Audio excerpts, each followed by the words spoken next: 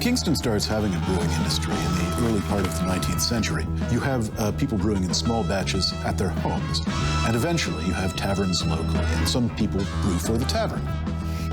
A great example of the progress of brewing history within Kingston is the Wellington Street Brewery, the Bagus Brewery. And you can see on the map, Brewery Street, named after it, is basically recognizing that it's a very important business to the city.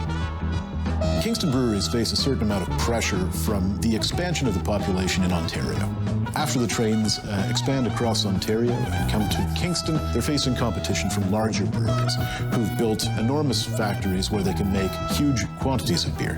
And they're selling that in bottles, or they're selling it to be shipped and then bottled on the other end of the rail line. And that is essentially the death knell for brewing in Kingston.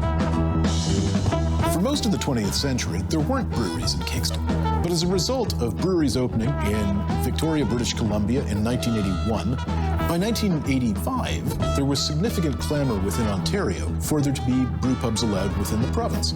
And the second one of those was the Kingston Brewing Company. And the end result of that was Dragon's Breath Pale Ale.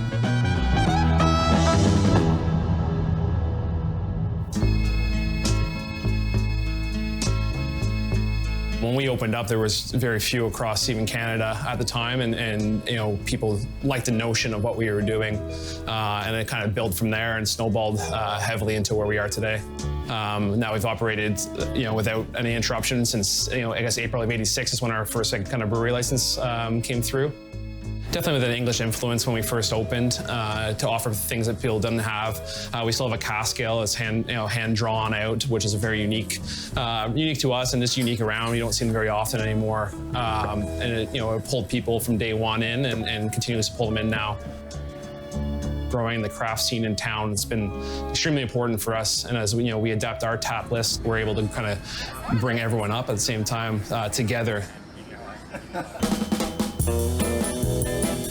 So McKinnon Brothers Brewing is a brewery built on our family farm.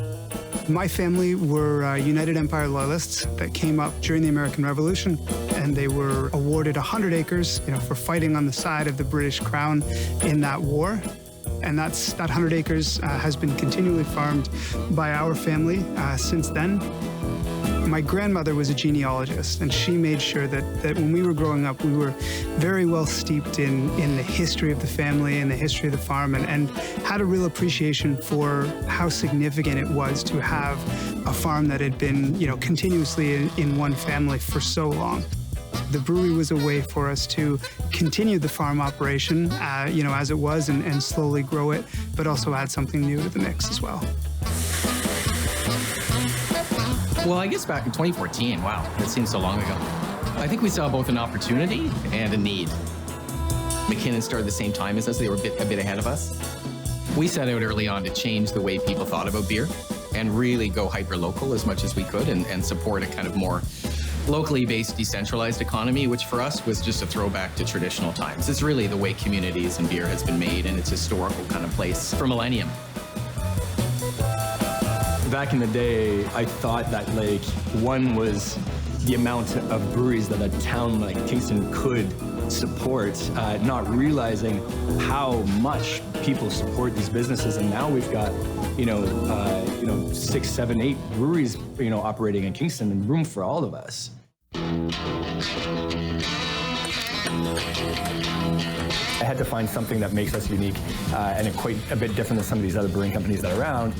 I got the idea of starting up this heritage series of beers, and they're basically just replicas of beers that were being brewed locally from before Prohibition. We were researching who the brewers were at the time, where did they immigrate into Canada from, and what beers would they most likely have been making because of that, and what recipes they would have brought over with them. So that was fun. A lot of our beers don't fit within the designated style guidelines. We like to add a lot of fruit and fresh ingredients. Ryan Dillon, he's one of the owners, and he's our head brewer.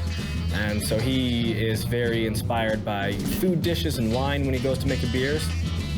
We like to do a lot of sour beers, and especially at the time, most of the breweries weren't doing sour beers, and if they were, it wasn't like a huge part of their lineup.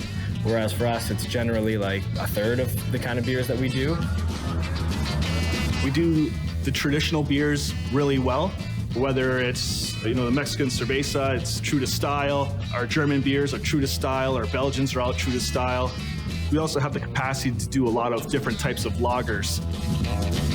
What drew us to this area was the fact that we have a couple of breweries really close by that are really well established. We thought, why not add cider to that experience? It's totally different, and it allows people who may not want to have a beer an option.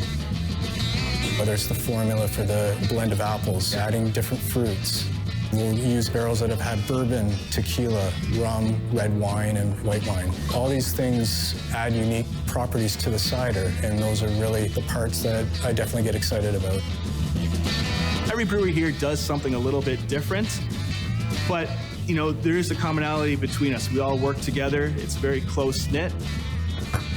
There's so much in the beer industry out there that you can do flavor-wise, but there's so much that's still undiscovered, and we're all actually actively working towards that, and we're all doing new things and exciting things, but we're all doing it in our own way.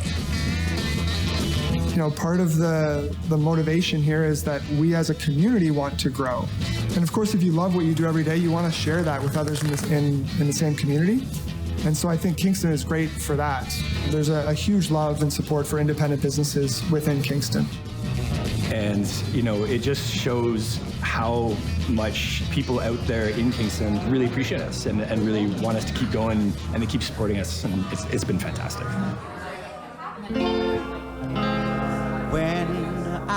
She's Crafty really came out of the idea that women really felt like there was maybe a mark missing when it came to women gathering and enjoying beer. And we wanted to have that space where women could gather in a really comfortable, fun, upbeat, educational way. When we're reaching out to the breweries, we are always asking to be connected with the women. We really want to highlight their role within the brewery. It's important just to make sure that they're involved. They're the ones leading the tastings, leading the tours, joining in on the fun. And I think not only is that just a great place that we can kind of highlight and showcase the women that are working at the different breweries, but I think it's really cool for the ladies that are attending the events to see, the presence that women do have within the breweries as well. Especially when it comes to management, it's a male-dominated industry. So when I came to Stone City, I was given a lot of opportunities to be as creative as I wanted to be and to reach out to other collaborative efforts like Pink Boots Society and involving as many different kind of organizations that align with our thoughts and ideas as well. There's no reason that a woman doesn't feel like that's an industry that she can pursue. So I personally would love to see not only more women jumping into the industry, but us also highlighting, the women that are in the industry and just showing that, we're at the point now where we recognize women like beer too, so why not make them feel like they are a part of the show as well. The more that we can grow our She's Crafty community, the more that we can celebrate the women within the industry, the more that we can, appreciate our local, beer community, I think will only do good for the industry, but also for women in the industry as well. For my money, Kingston's one of the best spots you can go if you're looking for good beer and a nice relaxing time. There's this conglomeration of breweries all within a fairly close distance to each other, which can be easily accessed. It's a great experience, and it's something that you can do for a short staycation, or you can stay a little bit longer and enjoy all the city has to offer.